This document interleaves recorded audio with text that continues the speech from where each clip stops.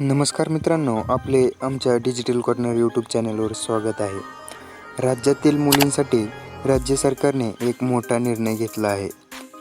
व्यावसायिक अभ्यासक्रमास प्रवेश घेणाऱ्या EWS, SEBC, OBC मुलींना उच्च शिक्षणाचे शुल्क आणि परीक्षा शुल्कामध्ये 100% सवलत देण्याची घोषणा करण्यात आली आहे.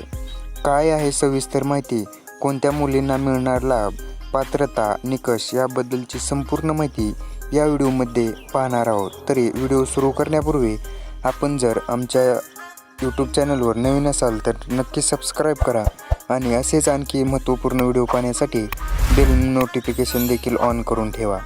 शैक्षणिकदृष्ट्या मागास प्रवर्ग SEBC तसेच इतर मागास प्रवर्गातील OBC मुलींना शिक्षण शुल्क व परीक्षामध्ये शुल्कामध्ये 50% ऐवजी 100% शिक्षण शुल्क संदर्भातील शासन निर्णय जारी करण्यात आला आहे.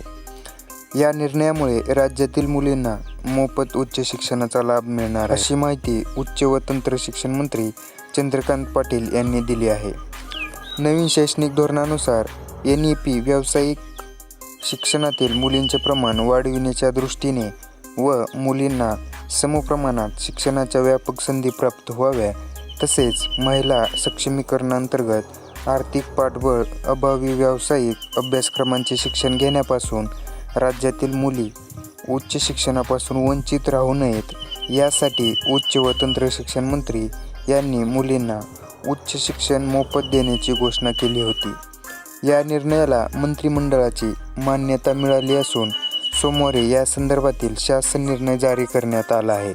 राज्यातील शासकीय महाविद्यालये, शासन अनुदानित अशासकीय महाविद्यालये, अंशतः अनुदानित, टप्पा अनुदान व कायम विनाअनुदानित महाविद्यालये, तंत्रनिकेतने, सार्वजनिक विद्यापीठे, शासकीय अभिमत विद्यापीठे, खाजगी अभिमत विद्यापीठे, स्वयं अर्थसहाय्यित विद्यापीठे वगळून व सार्वजनिक विद्यापीठांतर्गत येणाऱ्या उपकेंद्रामधील मान्यताप्राप्त व्यावसायिक अभ्यासक्रमास शासनाच्या सक्षम प्राधिकरणामार्फत राबविण्यात येणाऱ्या केंद्रीभूत प्रवेश प्रक्रियेद्वारे सेंट्रलाइज ॲडमिशन प्रोसेस व्यवस्थापन कोट्यातील व संस्था स्तरावरील प्रवेश वगळून प्रवेशित विद्यार्थ्यांपैकी ज्या मुलींच्या कुटुंबाचे वार्षिक उत्पन्न 8 लाख किंवा त्यापेक्षा कमी आहे अशा व्यावसायिक अभ्यासक्रमांसाठी प्रवेश घेणाऱ्या आर्थिकदृष्ट्या दुर्बल घटकातील इतर मागास प्रवर्गातील सामाजिक व शैक्षणिकदृष्ट्या मागास प्रवर्गातील नवीन प्रवेशित तसेच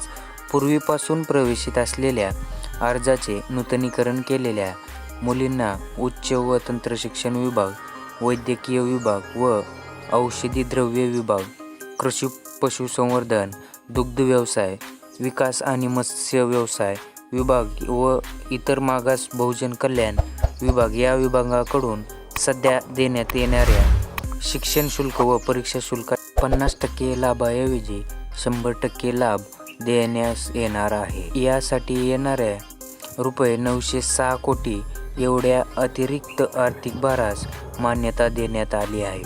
हा लाभ शैक्षणिक वर्ष 2024-25 पासून लागू असणार आहे. शैक्षणिक शुल्क व परीक्षा शुल्क यामध्ये 100% सवलत ही कुटुंबाचे वार्षिक उत्पन्न 8 लाख किंवा त्यापेक्षा कमी आहे अशा व्यावसायिक अभ्यासक्रमांसाठी नवीन प्रवेशित तसेच पूर्वीपासून प्रवेशित असलेल्या अर्जाचे नूतनीकरण केलेल्या मुलींना मिळणार आहे. कोणत्या मुलींना मिळणार लाभ? शैक्षणिक शुल्क व परीक्षा शुल्क यामध्ये 100% सवलत ही कुटुंबाचे वार्षिक उत्पन्न 8 लाख रुपये किंवा त्यापेक्षा कमी आहे अशा व्यावसायिक अभ्यासक्रमासाठी नवीन प्रवेशित तसेच पूर्वीपासून प्रवेशित असलेल्या अर्जाचे नूतनीकरण केलेल्या मुलींना या योजनेचा लाभ मिळणार आहे. तसेच महिला व बाल विकास विभाग शासन निर्णय दिनांक 6 एप्रिल 2023 मध्ये नमूद केलेल्या संस्थात्मक व संस्थाबाह्य या वर्गवारीमध्ये समाविष्ट होणाऱ्या अनाथ मुले व मुली यांना सुद्धा या योजनेचा लाभ देण्यात येणार आहे.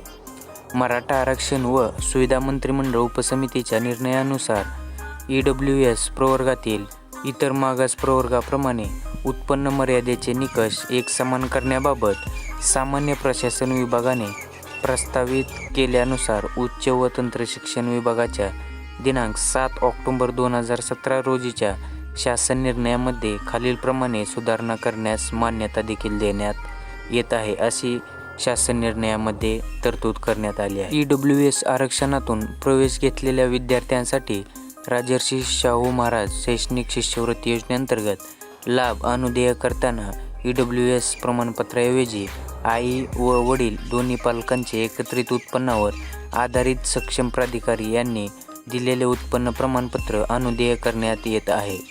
तथापि जे विद्यार्थी नोकरीत असतील त्यांच्या आई-वडील यांच्या उत्पन्नासोबत विद्यार्थ्यांचे उत्पन्न प्रमाणपत्रासाठी विचारात घेण्यात यावे. EWS आरक्षणातून शैक्षणिक प्रवेश घेतलेल्या विद्यार्थ्यास राजर्षी शाहू महाराज शैक्षणिक शिष्यवृत्ती योजनेचा लाभ प्रथम वर्षाकरिता मिळाल्यानंतर ही सवलत त्याचा अभ्यासक्रम पूर्ण होईपर्यंत अनुदेय राहणार आहे. अशा विद्यार्थ्यांना दुसऱ्या वर्षापासून दरवर्षी उत्पन्नाचा दाखला सादर करण्याची आवश्यकता राहणार नाही. उत्पन्न प्रमाणपत्राबाबतच्या उपरोक्त तरतुदी संस्थात्मक व संस्थाबाह्य या वर्गवारीमध्ये समाविष्ट होणाऱ्या अनाथ मुले व मुली यांना सुद्धा या योजनेचा लाभ देण्यात येणार असल्याने संबंधित प्रशासकीय विभागांनी वरीलप्रमाणे त्यांच्या शासन निर्णयामध्ये सुधारणा करावी. या व्यतिरिक्त योजनेच्या अन्य अटी, शर्ती व कार्यपद्धती कायम राहतील, अशी माहिती सरकारी GR मध्ये देण्यात आलेली आहे. तर आता मुलींना 100% मोफत शिक्षण मिळणार आहे. तरी अशा प्रकारे आपण या योजनेचा लाभ घेऊ शकता. पात्रता निकष पाहून आपण या योजनेचा संपूर्णपणे शिक्षणासाठी मोफत लाभ घेऊ शकणार आहात. तर चला मित्रांनो, असेच आणखी नवीन व्हिडिओ पाहण्यासाठी आपल्या डिजिटल कॉर्नर यूट्यूब चॅनलला सबस्क्राईब नक्की करा आणि बेल नोटिफिकेशन देखील ऑन करून ठेवा. चला पुढील व्हिडिओमध्ये भेटूयात. तोपर्यंत धन्यवाद.